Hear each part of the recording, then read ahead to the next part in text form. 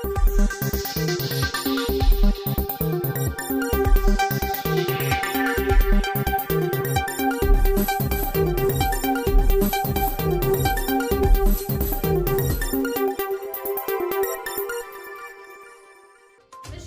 देख रहे हैं शुभ 24 न्यूज और मैं हूं आपके साथ हिमांशी शर्मा।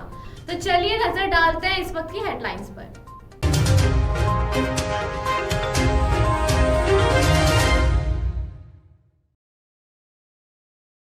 जोधपुर में वाटर इमरजेंसी के हालात, पानी का संकट गहरा है। नहरबंदी के कारण सप्लाई हो रही है बाधित।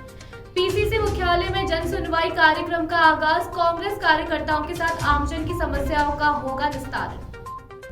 राजस्थान के गांवों का भी होगा विकास, हाईटेक होंगे, आधुनिक सुविधाओं से होंगे सुसज्जित। नहीं थम रहा सड़क हादसों का सिलसिला, तेज रफ्तार बाइक की कार से टक्कर, युवक की हालत नाजुक। जल ही जीवन है, ये बात तब समझ आती है जब पानी महज कुछ दिनों का बचा हो।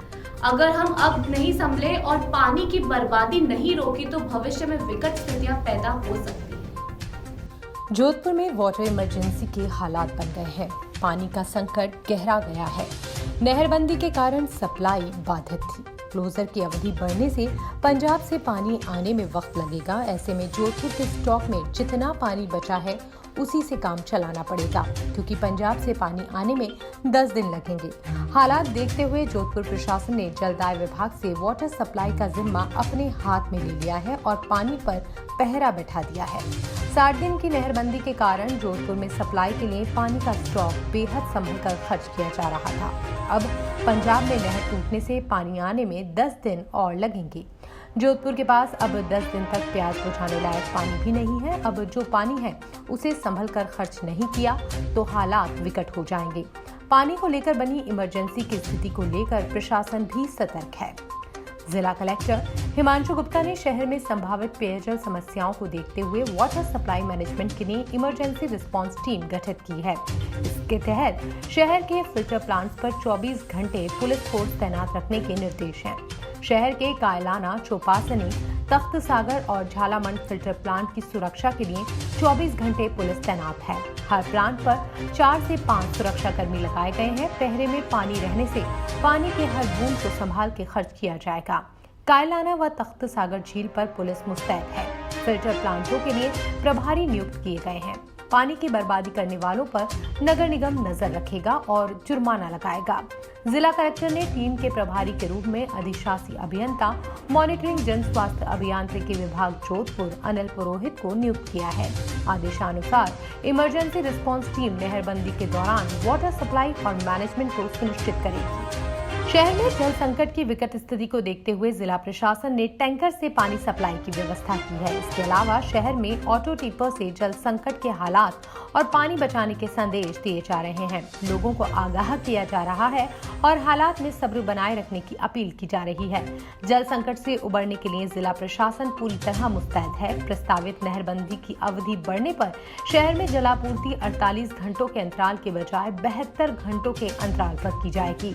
जन स्वास्थ्य अभियांत्रिकी विभाग नगर सर्कल के अधीक्षण अभियंता जगदीश चंद्र व्यास ने बताया कि प्रस्तावित 60 दिनों की इंदिरा गांधी नहर बंदी 21 मई तक पूरी होनी थी, पर पंजाब में नहर टूटने और मरम्मत के काम के कारण अब नहरबंदी की अवधि आगे बढ़ने की संभावना है। इसके चलते जोधपुर शहर के जलाशयों में पर्याप्त जल संग्रहित रखने के लिए शहर में आगामी शटडाउन हर 2 दिन के बाद किया जाएगा। और अब नजर डालते हैं अन्य खबरों पर।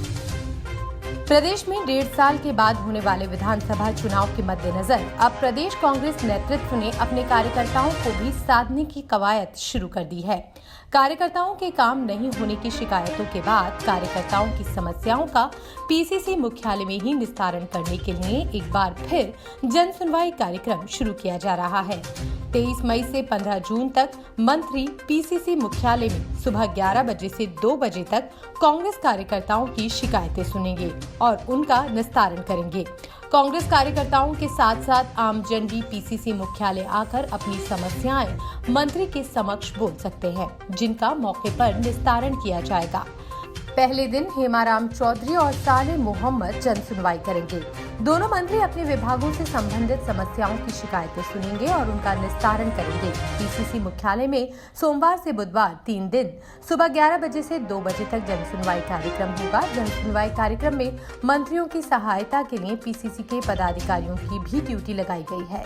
प्रदेश कांग्रेस मुख्यालय की ओर से हाल ही में पीसीसी मुख्यालय में 23 मई से 16 जून तक जन सुनवाई का शेड्यूल जारी किया गया था।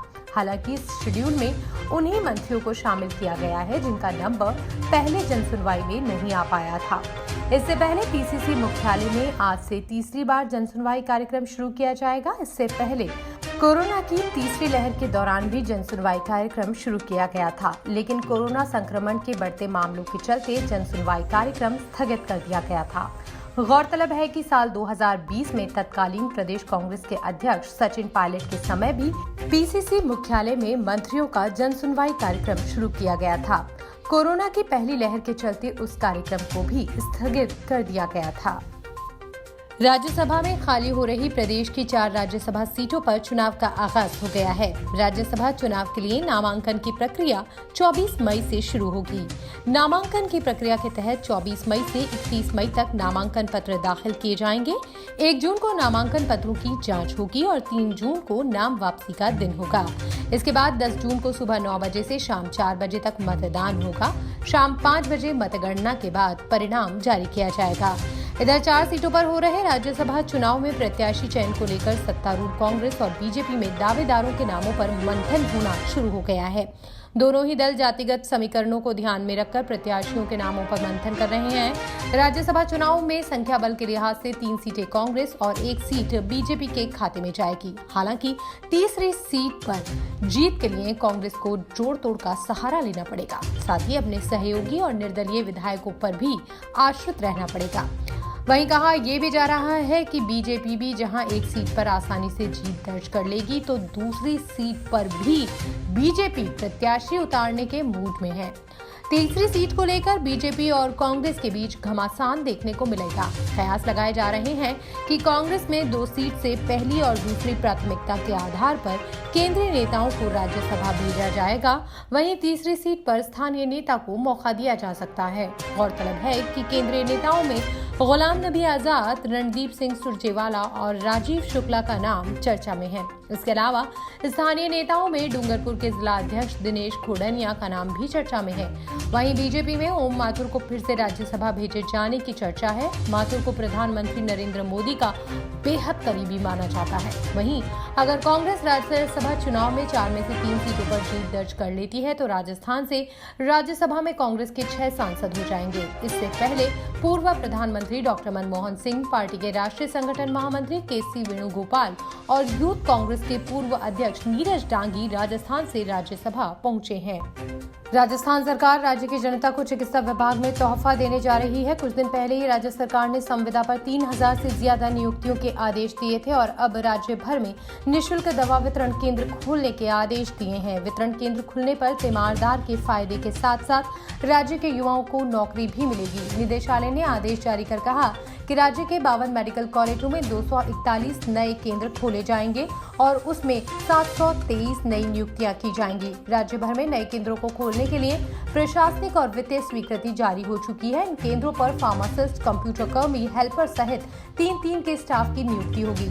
बता दें कि इससे पहले शिक्षा विभाग ग्रुप प्रथम के संयुक्त शासन सचिव इकबाल खान ने राज्य के मेडिकल कॉलेजों और राजमेट सोसाइटी के तहत संचालित मेडिकल कॉलेजों में संविदा के आधार पर 3413 पद भरने का आदेश जारी किया था। ये पद नर्सेज और वार्ड अटेंडेंट के होंगे।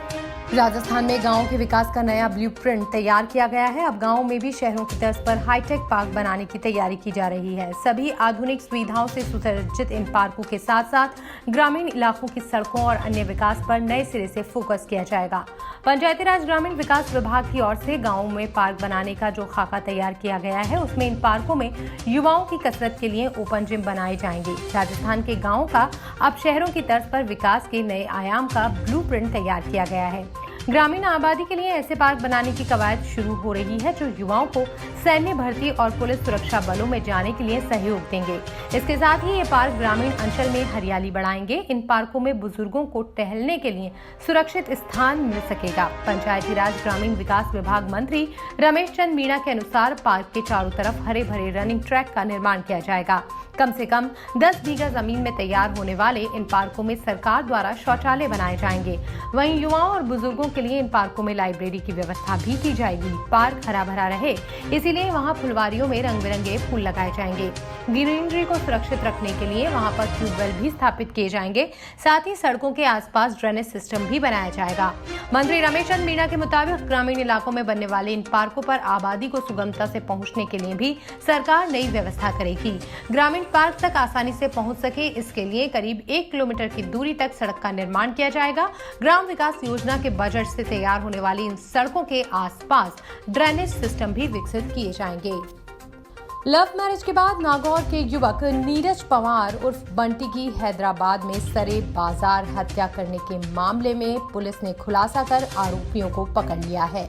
मर्डर में एक नाबालिग सहित कुल 6 आरोपी शामिल थे। इनमें से 4 आरोपियों को पुलिस ने गिरफ्तार कर लिया है और बचे हुए 2 आरोपियों की तलाश की जा रही है। 3 आरोपी मृतक नीरज की पत्नी संजना यादव के रिश्ते में भाई हैं और नाबालिग सहित बाकी 3 आरोपी उसके दोस्त। गौरतलब है कि सभी आरोपी पिछले 15 दिनों से नीरज की रैकी कर रहे थे। उसकी हत्या करने की मौके की तलाश में थे।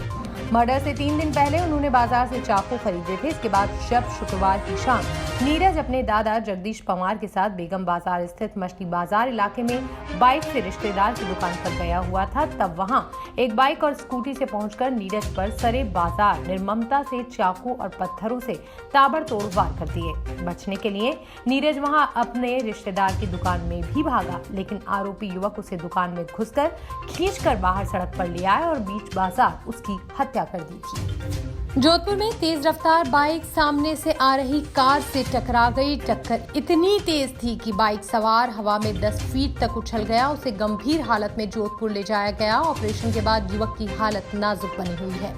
कार व बाइक की भिड़ंत इतनी जबरदस्त थी कि बाइक चकनाचूर हो गई और कार भी बुरी तरह से क्षतिग्रस्त हो गई। हादसे में बाइक सवार युवक देदासरी निवासी इकबाल 10 फीट उछलकर सिर के बल नीचे गिरा। वह बारात की गाड़ियों के साथ बाइक दौड़ा रहा था। बारात में शामिल लोगों ने उसे संभाला और स्थानीय सरकारी अस्पताल पहुंचाया। डॉक्टर ने गंभीर हालत देखकर उसे जोधपुर रेफर कर दिया। बारात में बड़ी संख्या में वाहन शामिल थे। इनमें से कुछ बाइक सवार युवक तेज रफ्तार के साथ बाइक चला रहे थे। इस दौरान सामने से तेज रफ्तार के साथ आई कार ने उसे टक्कर मार दी। बारात में आगे चल रही एक कार में बैठे बाराती के मोबाइल में पूरा घटनाक्रम कैद हो गया। भ्रष्टाचार निरोधक ब्यूरो ने आय से अधिक संपत्ति अर्जित करने के मामले में शनिवार को अजमेर पेंशन विभाग के वरिष्ठ लेखा अधिकारी दौलत सिंह दायमा के आवास पर छापा मारा। कार्रवाई में दायमा करोड़ों की चल व अचल संपत्ति का मालिक निकला। उसके आवास और अन्य ठिकानों से वैध आय के अनुपात में 450% अधिक संपत्ति के दस्तावेज और सबूत मिले।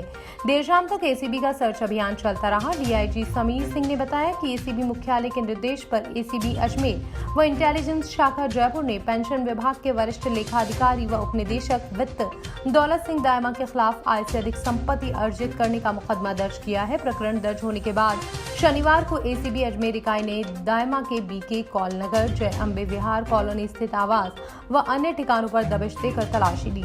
सर्च में दायमा की वैध आय के अनुपात में करीब 450% अधिक संपत्ति अर्जित करने के दस्तावेज व सबूत मिले। एसीबी को दायमा के खिलाफ आय से ज्यादा संपत्ति की शिकायत मिल रही थी। एसीबी की तलाशी में दायमा और उसके परिवार के सदस्यों के नाम 10 से ज्यादा बैंक खाते, 2 लॉकर, 15 बेशकीमती आवासीय भूखंड व 2 दुकानों के दस्तावेज, घर में 3,30,000 की नकदी, 100 ग्राम सोने व 850 ग्राम चांदी के आभूषण मिले हैं। एसीबी ने दस्तावेज व सबूतों से दायमा की करोड़ों रुपए मूल्य की चल व अचल संपत्ति आंकी है। एसीबी एडीजी दिनेश एमएन के निर्देशन में आरोपी से पूछताछ की जा रही है। राजस्थान में नया पश्चिमी विक्षोभ सक्रिय हो गया है, जिसके चलते मौसम में बदलाव दिखाई दे सकता है। मौसम विभाग के अनुसार सोमवार को मौसम का सबसे परिवर्तित दिन रहा। दोपहर तक गर्मी का असर कम हुआ, वहीं उसके बाद बारिश और ओलावृष्टि के साथ 60 किलोमीटर प्रति घंटे की रफ्तार से हवाएं चलने की संभावना है। हालांकि कुछ इलाकों में धूल भरी आंधी की संभावना भी जताई जा रही है। आज के लिए बस इतना ही। बने रहिए हमारे साथ शुभ 24 न्यूज पे। नमस्कार। है।